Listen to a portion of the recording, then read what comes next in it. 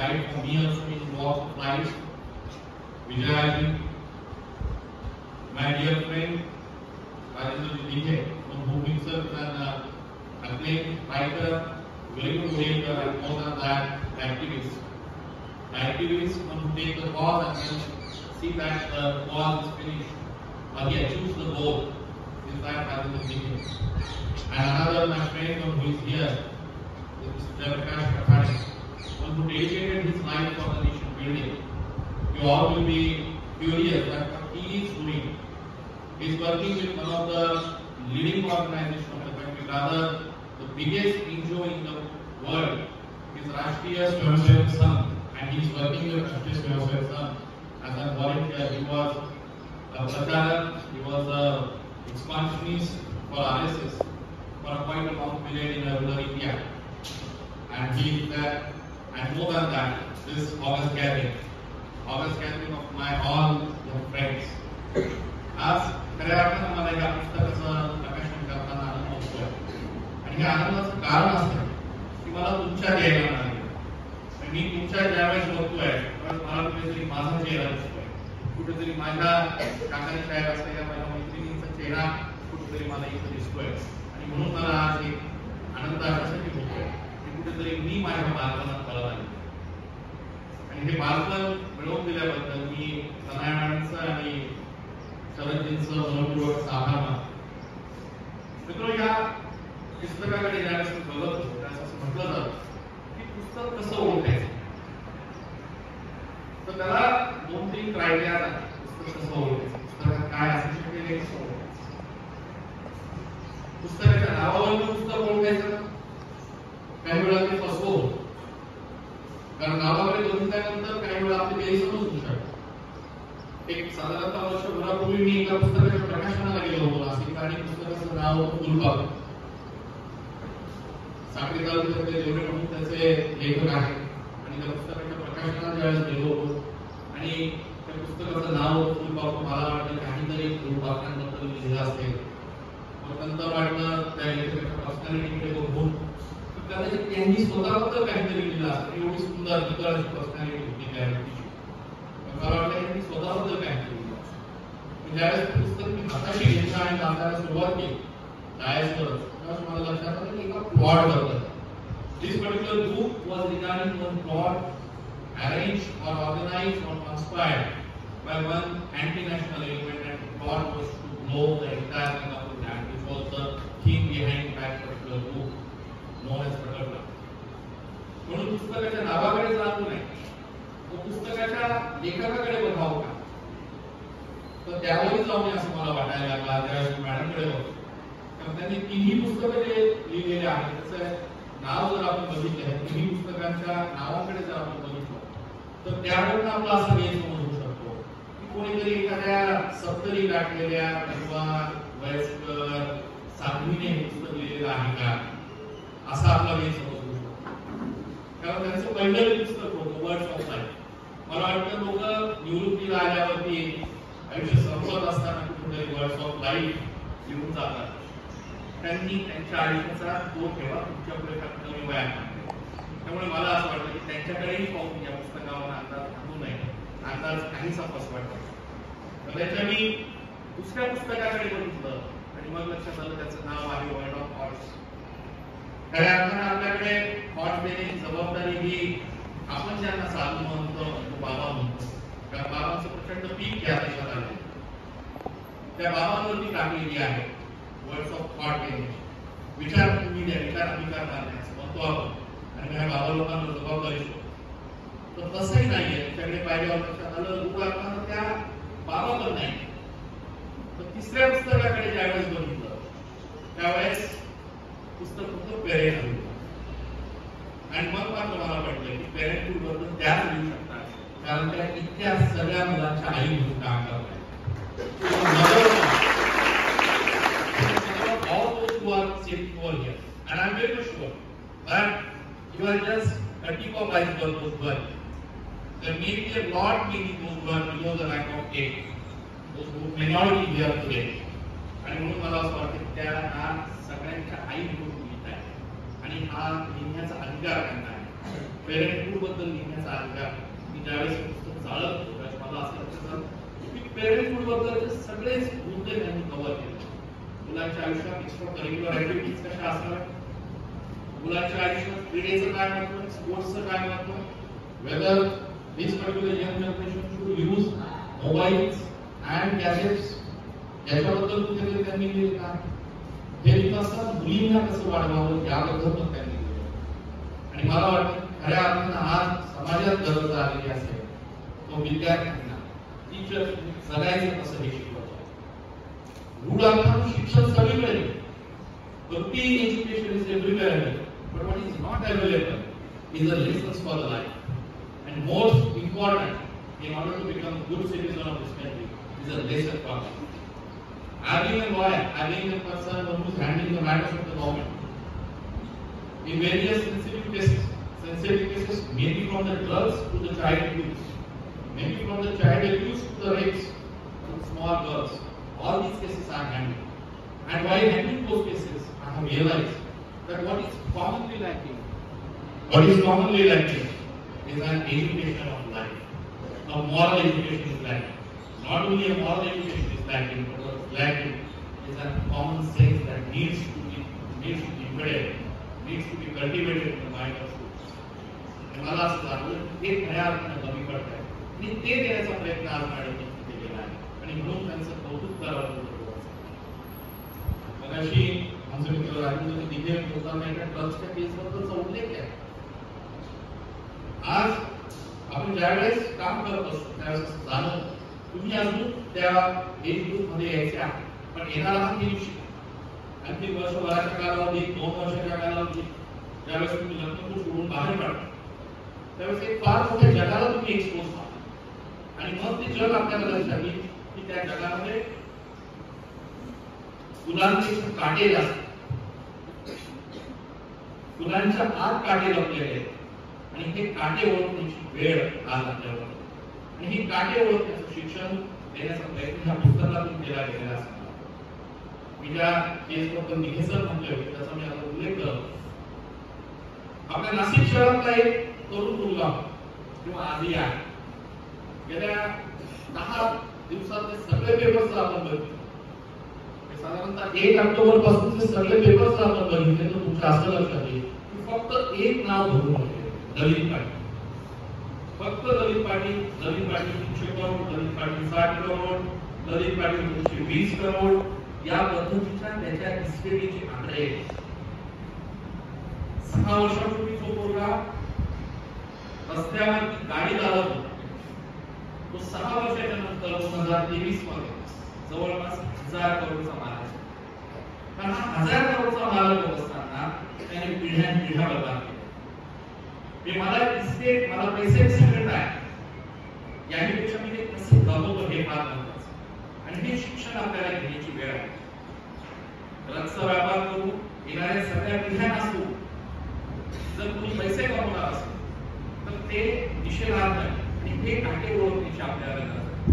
तुमच्या आयुष्यात अनेक विषय अनेक वेळा तुमच्या समोर अशा पद्धतीचे प्रलोभनही उभे राहतात. There will be all chocolates in front of you which are very catchy and it says you just eat it and you feel good. You cannot avoid that temptation. But in order to avoid that temptation, you must have the education that is what coming to the book of man in a way of parenting, the thoughts for parenting, the words for parenting. This is not a book only for parents. I am recommending you all to read it. Because this book will enhance your own ability to grasp the knowledge. This book is really not meant for your parents, but rather it is meant for you. Because I always say, या देशाचं रामराज्य आणायचं असेल तर 2 घटकांना सगळ्यात कडक केलं असं मी नेहमी म्हणतो. रामराज्याचा आपल्याकडे एक कन्सेप्ट होता.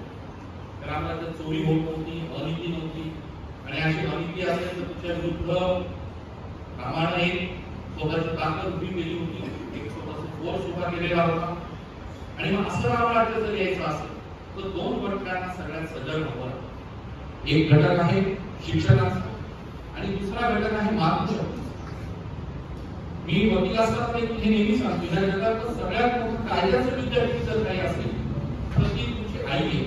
ते तुमचं मातृ विद्यापीठ जे आहे ते सगळ्यात मोठं कायद्याचं विद्यापीठ. ते कशावर सगळ्यात जास्त सगळ्यात मोठं कायद्याचं विद्यापीठ. आपण ज्यावेळेस एका क्षेत्रात घरात जातो आणि एखादी वस्तू अहिंदू पद्धतीने उचलून घेऊन येतो, घरी आल्यानंतर आपण आईला ती वस्तू दाखवतो की बघ मी शेजारून ही वस्तू घेऊन आलेलो. आई मात्र हातावरती फापड मारते म्हणते चुकला जाऊन घेऊन येते. आपल्या कायद्याचं कोणीही माहिती नसते, तिला हे माहिती नसतं चोरी केली तर 3 वर्षाची शिक्षा होईल, याहीपेक्षा मोठी चोरी केली तर 10 वर्षाची शिक्षा होईल. तर ती सारासार विवेक बुद्धीच्या जोरावरती, कॉमन सेन्सच्या जोरावरती तिच्या मुलाला सांगत असते की तू ते उचलून आणलेलं आहे, त्यांना न विचारता उचलून आणलेलं आहे, न सांगता तू उचलून आणलंय, तू सगळ्यात मोठी चूक केली, जाऊन पिऊ नये मोठ्या. आणि म्हणून मी म्हणतो कायद्याचं सगळ्यात मोठं विद्यापीठ असेल तर ती मातृशक्ती ती आई आहे. आणि रामराज्य यायचं असेल तर मुळात आपल्याला कायद्याचं राज्य आणावं लागणार. आणि कायद्याचं राज्य आणायचं असेल तर तुमचा आमचा कॉमन सेन्स डेव्हलप करणं गरजेचं. ज्या ललित पाटलाबद्दल मी आपल्याला सांगतो, त्या ललित पाटलांसारख्या लोकांना भारतभर ड्रग्स मॅन्युफॅक्चरिंगचे कारखाने गेल्या 6 वर्षात. त्यातले काही कारखाने आपल्या नाशिकला होते, काही पुणे जिल्ह्यात होते, मध्य प्रदेशात काही कारखाने होते. म्हणून मी म्हणतो की आपल्याला मुलांच्या आर्थिक काटेवर ओढण्याची गरज आहे. ते समजून घेतलं पाहिजे की आता खरा काटा लोक आयुष्यात घेत जातील. मित्र सिगरेट पितो म्हणून आपण सिगरेट घेऊ, मित्र पितो म्हणून मैत्रीण पी, एक मैत्रीण प्यायली म्हणून दुसरी मैत्रीण पी. तुम्हाला थोडंसं नवं वाटेल पण ज्या मुंबईत काम करतो अनेक वेळा तिथं मी घोडक्याने सिगरेट पिणाऱ्या मुली आणि मुलं होतो. पण नुसतं सिगरेट पीत असतात का? तर नाही, असं नाही की नुसतं सिगरेट पीत असतात. तर त्या सिगरेट बरोबर कुठेतरी ड्रग्स घेत असतात. आणि मग आपल्याला हे ओळखायची वेळ आली की माझा मित्र किंवा माझी मैत्रीण मला जे वापर करते ते ड्रग्स मला घ्यायचे आहे. कारण त्या ड्रग्स बरोबर अनेक दुष्परिणाम आपल्या शरीरावरती होत असतात. आणि ते दुष्परिणाम ते काटे ओळखण्याची ताकद जर आपल्याला घ्यायची असेल तर मला वाटतं या पद्धतीचे पुस्तक ज्याचं नाव आहे वर्कशॉप अशा पुस्तकांचा आयुष्यभरासाठी उपयोग. मित्रांनो, अनेक ठिकाणी मी वेगवेगळे खटले लढले. 2 दिवस मी नागपूरला होतो. एक 12 वर्षाच्या मुलीचा एक खटला, मी तिचं नाव घेणार, तिचं गाव पण मी सांग. पण 12 वर्षाच्या मुलीचा एक खटला. त्या 12 वर्षाच्या मुलीला मी आज इथं शिक्षिका आहे, स्वतः मॅडम इथं आहे, त्या आजी इथं आहे, त्यांना ह्या गोष्टीची चांगल्या पद्धतीने माहिती. 12 वर्षाच्या मुलीला अशाच एका 16-17 वर्षाच्या मुलानं एक टेडी दिवस होता. टेडी केअर असा काहीतरी एक दिवस असतो. आजकाल काय काय दिवस निघाले माहिती, त्या दिवशी टेडी केअर दिवस होतो. टेडी केअरचं किचन दिलं. त्यांनी किचन दिल्यानंतर त्याच्या मित्राने त्याचा फोटो काढला. आज प्रत्येकाच्या हातात मोबाईल आले, फोटो काढणं सोपं झालं. आणि तुमचा कोण किंवा फोटो काढतो हे तुम्हाला लक्षात येणार नाही. तुमचं चित्रीकरण कधी कोण करते हेही लक्षात येणार नाही. एवढे इक्विपमेंट्स आता पुढे गेले. त्या मुलीचा फोटो काढला, तिला दुसऱ्या दिवशी फोटो दाखवला आणि तिला सांगितलं की बघ तू काल माझ्याकडनं हे टेडी केअर घेतले ना, आता हा टेडी केअर त्याचा फोटो तुझ्या घरच्यांना दाखव. घरचे पण अतिशय कन्झर्वेटिव्ह अशी गाडी होती. घरात संभाषण कमी होतं. आई वडिलांमध्ये संभाषण असलं पाहिजे. मुलांमध्ये आपले आई वडील बोलत नसतील तर तुम्ही स्वभाव नाही शिकवलं पाहिजे. त्यांना मुक्त करायला पाहिजे. तुमच्या अडचणी त्यांना सांगितल्या पाहिजे. आई वडिलांजवळ अडचणी तुम्ही सांगू शकत नसाल तर तुमचा शिक्षक वर्ग आहे जो खऱ्या अर्थानं पालक वर्ग आहे, असं शिक्षक वर्ग तुमचा आहे, त्यांच्याशी बोललं पाहिजे. असे काही प्रकार होत असतील त्या कर्मीच्या बाबतीत असं कोणतंही व्हेंटिलेशन विचारलं की हा विषय तुम्ही बोलू शकता. पण त्या हंतीच्या रोडावरती तिला सांगितलं गेलं की तू ह्या शाळेजवळ तिथे राहतो. तिथं तिला बोलवलं गेलं. तिला पुन्हा एक कॅडबरी दिली गेली. पुन्हा एक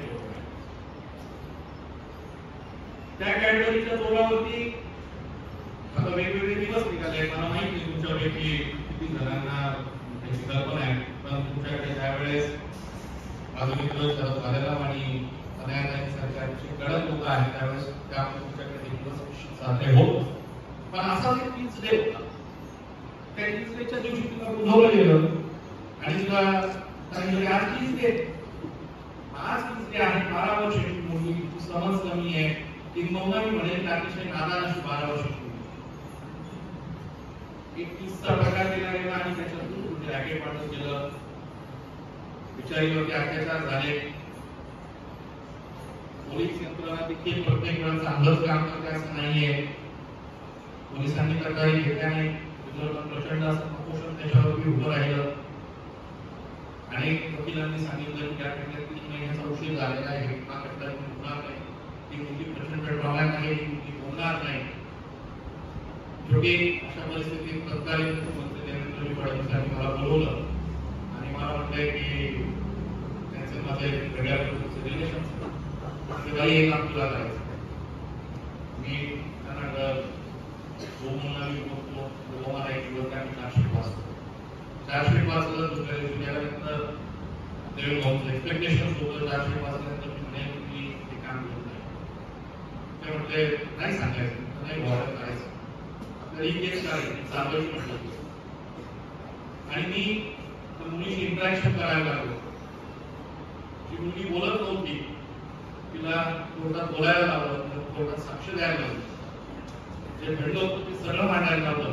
त्यावेळेस मला काही मुद्दे असे लक्षात आले की आई वडिलांमध्ये मुलांशी असलेलं संभाषण होतं, तिच्या शाळेतल्या टीचर्स तिच्याशी संभाषण होतं. आणि मला वाटतं की उन्नीस भूमिका आहे. मी त्या वर्गाला सांगेन, माझ्या उजव्या हाताला ज्या सगळ्या माझ्या मैत्रिणी बसलेल्या आहेत त्यांना मी सांगले की उद्या अशी वेळ आली की तुमचं शिक्षणही तुमचं ऐकत नाही, आई वडीलही तुमचं ऐकत नाहीये, आपापसात स्वतःचं मन मोकळं करा. तुमच्या जीवाभावाच्या 3 मैत्रिणींजवळ 4 मैत्रिणींजवळ मन मोकळं करा. एखादा मुलगा असेल तो तुमच्या जवळचा आहे त्याला सांगा बाबा माझ्याबद्दल ते अशा पद्धतीची घटना, माझ्याशी अशा पद्धतीने वागलं जात आहे, आपल्याला याची कुठेतरी राहत नाही. आपण लहानपणापासून एक गोष्ट ऐकत आहोत की एक गाडी काही येऊ शकत पण ज्यावेळेस ती मूठ बांधली जाते, त्या 5 फुटांची मूठ बांधली जाते, तिला वैष्णव आणि अशी वैष्णव ज्यावेळेस बांधली जाते त्यावेळेस मोठ्या मोठ्या समस्या सोडत असतात. आणि ज्यावेळेस असा काही प्रसंग तुमच्या समोर घडेल, अशी जेव्हा काही वेळ येईल त्यावेळेस एक वैष्णव करून उभ्या 5 जणी एकत्र आहे, तुमच्या बरोबर कारवा बनत आहे, तुमच्या बरोबर एक समुदाय बनत आहे आणि तो समुदाय असेल तुमच्यावरच्या झालेल्या अन्यायावर. मी पुन्हा एकदा त्या केसच्याकडे वळतो.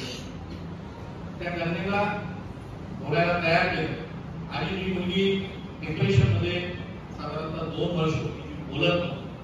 मी तिच्याबद्दल म्हटलं की तिला मी बोलायला तयार केलं, तिला विश्वास दिला की सगळेच लोक वाईट, काही लोकांनी यासाठी तुला न्याय मिळाला पाहिजे, आमचं उद्देश आहे, त्या आईवडिलांचा आमचं उद्देश. आणि ती मुलगी बोलती झाली. तिचं गेल्या 9 दिवसापासून 9 तारखांपासून आम्ही वेगवेगळ्या वेळेला साक्ष घेतो. 3 वेळा पेटून पडली, बेशुद्ध झाली, हॉस्पिटलमध्ये न्यावं लागलं आणि हे सगळं रेकॉर्ड आहे. त्या केसच्या रेकॉर्डमध्ये या सगळ्या गोष्टी नोंद आहे. काल ज्यावेळेस साक्ष संपली त्यावेळेस बाहेर निघत असताना ती मला म्हणले सर 2 मिनिटं मला आपल्याशी बोलायचं. 2018ला 12 वर्षाची असलेली मुलगी आज 16-17 वर्षाची झाली. मला 2 मिनिटं म्हटलं बोल बाळा. जवळ आली, हातवर डोकं ठेवलं आणि नमस्कार भेटली. माझ्या स्वतःच्या डोळ्यात पाणी आलं. मी म्हटलं काय नक्की काय. तिने मला एक चिठ्ठी दिली. ती चिठ्ठी आज म्हणजे माझी बॅग काढत होतो त्यावेळेस ती चिठ्ठी दिली होती. मला त्यावेळेस वाचता नाही आली. मी आज गाडीत वाचली आणि मला वाटलं की मी सगळ्यांबरोबर शेअर करायला पाहिजे. फक्त एक नाव मी काढेल आणि तुम्ही सगळं वाचेल. To Advocate Shishir sir, thank you for trying to make things easier for me. Thank you for trying to make things easier for me. I have faced so many challenges throughout the past years. Your dedication, understanding, and time all means so much to me. Your dedication, understanding, and time all means so much to me. I am blessed to have some amazing people who stood right by me. And you are alone. I am blessed to have some amazing people who stood right by my side throughout of all. All I can say is thank you from the bottom of my heart. It's माझं नाव लिहिलं आहे, नावाचं नाव. माझ्या दृष्टीने हा सगळ्यात मोठा किस्सा चेक. शासनानं काय चेक दिला असेल त्यापेक्षा सगळ्यात मोठा फीचा हा चेक मला मिळाला. हे सांगण्यामागचं उद्दिष्ट असेल संवाद साधा, बोलते जिथं जिथं अडचणी येतील तिथं बोला, तुमच्या टीचरशी बोला, तुमच्या मित्रांशी बोला, तुमच्या मैत्रिणींशी बोला, पण बोलते व्हा ही सगळ्यात महत्त्वाचं. कारण जोपर्यंत तुम्ही बोलणार नाही तोपर्यंत तुमच्या समस्या असतात. मी मागे सगळ्या टीचर वर्ग बसलाय, त्यांनाही त्या मुलीला समजून ह्या मुद्द्यावरती माझं एका जशी प्रचंड भांडण चालू. साक्षीच्या याच्यात त्या म्हणाल्या, 12 वर्षाच्या मुलीला त्या म्हणाल्या, तुझ्या प्रकरणाचा मला त्रास. आणि ज्या क्षणी लेडी जज त्यावेळेस मला लक्षात आलं की समाज इन्सेन्सिटिव्ह आहे आणि इन्सेन्सिटिव्ह समाजाचं फार ऐकून घेण्याची फार गरज नाही. त्या क्षणी पेन बंद केला आणि मॅडम इथंच सांगतो की केस मला तुमच्या पुढे चालवायची, मी केस शिफ्ट करेन, तुमच्या पुढे चालवणार नाही, कारण तुमच्यात इन्सेन्सिटिव्हिटी. आणि म्हणून मी तुम्हाला सांगतो, मॅडमला सांगतो, त्यांच्या सगळ्या टीमला की सेन्सिटिव्ह 12 वर्षाची मुलगी काय प्रेम करू शकते, खरंच करू शकते का, काय म्हणतो की हे खूप नाही. पुस्तकातच म्हणतो असं नाही, तो मेडिकल सायन्स पण सांगतोय हे शक्य नाही. इन्फ्लॅक्च्युएशन नावाचा एक शब्द आहे, याला त्यापेक्षा जास्त किंमत. आणि म्हणून समजून घ्या त्या मुलाला त्याची संवाद साधा, मुलीशी संवाद साधा. मुलगा थोडासा विचित्र वागत असेल तर तो का वागतो, त्याच्या घरात काय झालं, थोडीशी जाणीव. ही जाणीव ज्यावेळेस आपण त्यावेळेस मला वाटतं खऱ्या अर्थानं आजचं पुस्तक लिहिण्यामागचं त्याचं उद्दिष्ट आहे की समाजाला सजग करून सोडावं, समाजाला अलर्ट करावं, हा जो त्यांचा उद्देश आहे, तो उद्देश पूर्ण होतो. आणि मग खऱ्या अर्थानं मला वाटतं की पॅरेंटहूड या पुस्तकाचं जे काही लिहिण्यामागचं जे कारण ते कारण पुढचं. मित्र, तुमच्याशी बोलत असताना 2 शब्द फक्त मला असंख्य बोलायचे. आजकाल अनेक विकल्प निर्माण झाले. एक खरी शाळा इथं आहे की एक प्रायव्हेट स्कूल आहे आणि याच्यापेक्षा एक ग्लोबल स्कूल निर्माण झालेली आहे तुमच्या सगळ्यांच्या मोबाईलवर, व्हॉट्सअपच्या युनिव्हर्सिटीत चालणारी, गुगल बाबाकडे नाही. ही फर्स्ट युनिव्हर्सिटी, ज्या युनिव्हर्सिटीवरती भरू शकतो. वेगवेगळ्या पद्धतीचे पिक्चर्स ऑफ केलेल्या गोष्टी हवं ते त्याच्यावर विश्वास असतो. फॉरवर्ड मेसेजेस करतो आपण. जोपर्यंत शिरनीर विवेक बुद्धी, जोपर्यंत आपलं रॅशनल माइंड अप्लाय केल्याशिवाय ज्याच्या कन्क्लुजनला तुम्ही येत नाही त्या गोष्टीला हात लावू नका, त्याला हो म्हणू नका. मला वाटतं की हे जर आपण करू शकतो, खऱ्या अर्थानं तुमच्या टीचर्सचं जे एफर्ट्स आहे, तुमच्या प्रिन्सिपल मॅडमचे जे एफर्ट्स आहे, कारण पुस्तक लिहिणं ही सोपी गोष्ट नाही. प्रचंड एफर्ट्स घ्यावे लागतात, पाठोपाठ चेक करावे लागतात. तुम्हाला सांगायला हरकत नाही, माझी स्वतःची एक ठरलेली का नाही. माझं पहिलं पुस्तक प्रकाशित झालं लँड इश्यूज इन इंडिया. त्यानंतर 2 पुस्तकं मी लिहिली. एक त्यातलं आहे आर्थिक गुन्हे आणि त्याच्यावरचे कारण असं काही पुस्तक आहे. तिसरं आहे ते दोन्ही पुस्तकं एक जर प्रकाशनाला जाऊ नाही शकत, कारण मला बसायला वेळ नाही, ते घेऊन बसू नाही शकत. म्हणून पुस्तक लिहिणं सोपं नाही आणि त्या 3 पुस्तकं लिहिलेली आहेत. 4थ्या पुस्तकाची तयारी करताय आणि तुम्हाला अशी माता लागलेली आहे, खऱ्या अर्थानं करायला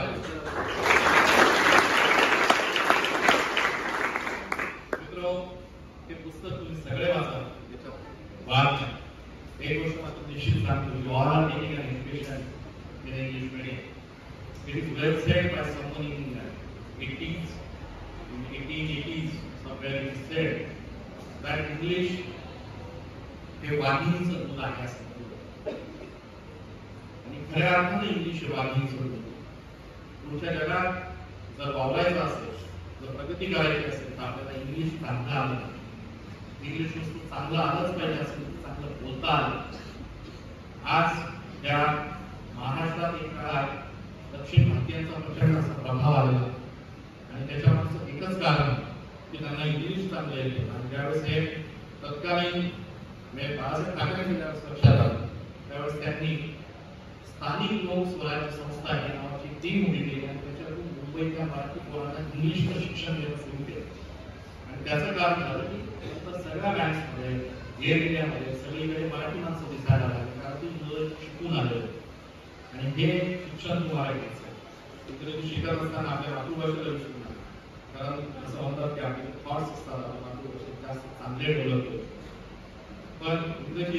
तेच मार्क्स आपण मराठीतून इंग्लिशमध्ये घेऊन जाऊ शकतो. माझ्यासारखा मराठी मीडियममध्ये शिकलेला माणूस मुंबईत वकिली करतो, मोठ्या मोठ्या काउन्सिल समोर उभा राहतो आणि हे करत असताना एकच मला वाटतं माझ्या शाळेने जो मला आत्मविश्वास दिला त्या आत्मविश्वासाच्या जोरावर केलं आणि असाच आत्मविश्वास देण्याचं काम